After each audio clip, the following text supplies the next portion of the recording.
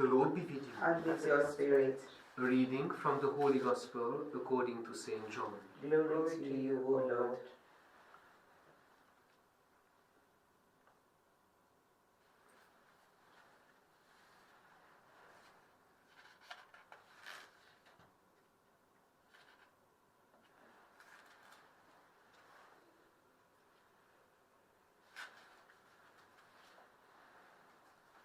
As Jesus went along, he saw a man who had been blind from birth. He spat on the ground, made a paste with the spittle, put this over the eye of the blind man and said to him, "Go and wash in the pool of Siloam." The name means sent. So the blind man went off and washed himself and came away with his sight restored. His neighbors and people who earlier seen him begging said, "Isn't this the man who used to sit and beg?" Some said, "Yes, it is the same one." Others said, "No, he only looks like him." The man himself said, "I am the man." They brought the man who begged, who had been blind, to see the Pharisees. It had been a Sabbath day when Jesus made the paste and opened the man's eyes. So when the Pharisees asked him how he had come to see, he said, "He put a paste on my eyes, and I washed, and I can see." Then some of the Pharisees said, "This man cannot be from God. He does not keep the Sabbath."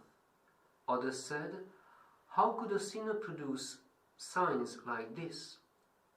And there was disagreement among them. So they spoke to the blind man again. "What have you to say about him yourself, now that he has opened your eyes?" "He is a prophet," replied the man. "Are you trying to teach us?" they replied. "And you, a sinner, through and through, since you were born?" And they drove him away. Jesus heard they had driven him away, and when he found him, he said to him, "Do you believe in the Son of Man?"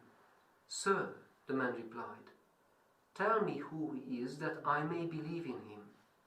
Jesus said, "You are looking at him.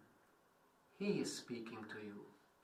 The man said, "Lord, I believe," and worshipped him. This is the Gospel of the Lord. Praise to you, Lord Jesus Christ.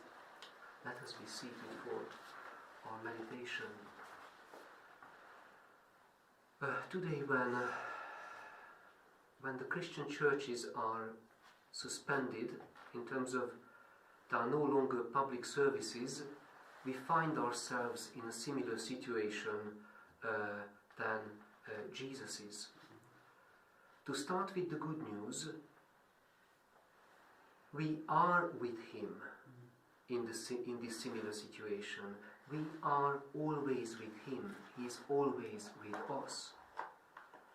Sunday worship is for the people and not the people for the Sunday worship. Sunday worship is for people's health in the most comprehensive sense. The Sunday worship serves, the normal Sunday worship serves the health of our souls, its eternal health, and also our mental and bodily well-being. Now, the suspension of public service wants to save people's life and safeguard their physical health. It is a shock for the Christian people, as Sunday worship is part of our mental well-being.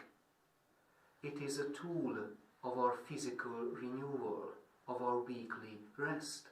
So many of us, in their homes, they are struggling at the moment because something is missing from our lives. That physical encounter with Jesus and our Mother Church. It is also a shock for the priest, for whom the Sunday worship with his brothers and sisters is the highlight of the week. This being together with the Eucharistic community is the core of a priest's identity, who we are.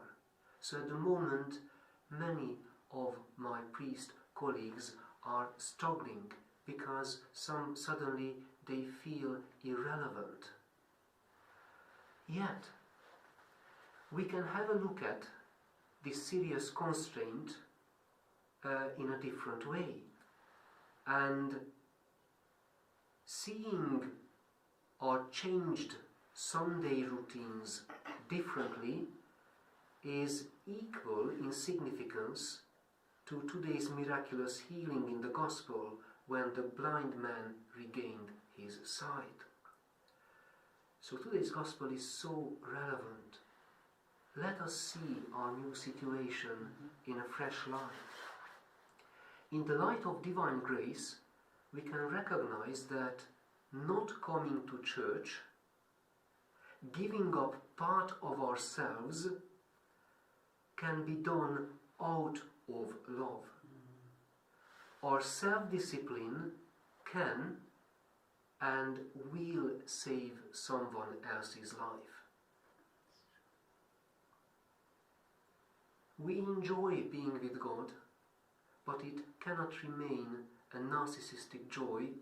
We have to offer it as a sacrifice, that through this giving up we are saving someone else's life. Go and wash in the pool of Siloam, said Jesus. This sending for us is the beginning of a learning curve. We will learn to see our faith differently, including our church activities. We are called to recognize and live by the spirit of encouragement on a daily basis. Our eyes are sent to get used to the light of Jesus' presence in our worries, in the work of the medical staff, in hospitals, in the suffering of the sick, in our joint efforts to overcome the threat of our life. In all this, Jesus is present. We need to keep praying. We need to remain connected with our churches via prayer and other forms of support. That is why it is important to remain a praying community. In our case, a praying family of God at the heart of Graham Park. Our printouts for Sunday worship at home might be a good help in order to maintain the prayer life of our Mother Church, because it is crucial to see that Christians are called to pray not only individually, but they are also called to be related to the Eucharistic Center, which as public worship has ceased now, but is going on as a private task and private worship. So set prayers are also important. The news, we all know, are terrifying. Still, we don't know whether this epidemic will liberate the forces of our shadow side.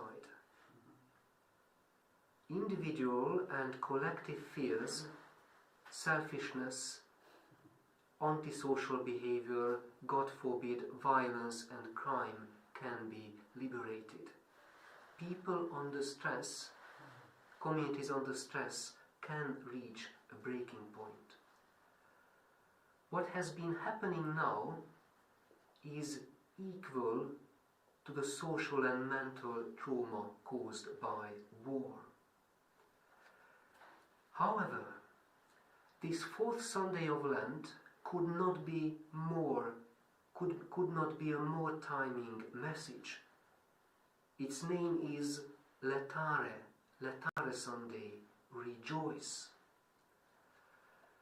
The stakes, the practical stakes, as mentioned, are high. Saving lives, containing the virus, social solidarity are the practical implications. However, there is a crucial aspect to our remaining faithful to God and our neighbour, and this is what I would like to highlight. This is the spiritual stake of these challenging times. If we remain a praying family of God, now scattered in our homes, but centered on the prayer life of the Church, so if we remain a praying family of God, we will have a chance to go through these horrors psychologically unharmed. Just think of the fact how children, the young generation, or how adults will have to live with this trauma. Think of Italy, and our country is still facing that high point. The trauma can break the psyche of our children and that of ours, and can leave us seriously wounded. However, remaining daily in Jesus' healing presence gives us the chance to remain who we had been before the epidemic. We must preserve those joys, those daily joys, that graciousness, those smiles, those friendships, all what we cherish as daily banal values. All the joys of our lives, the banal joys and hopes of it, needs to be preserved and replanted into the future when its time comes. So let this verse of today's Gospel be our promise and strength. So the blind man went off and washed himself and came away with his sight restored. His sight restored. Amen. Amen.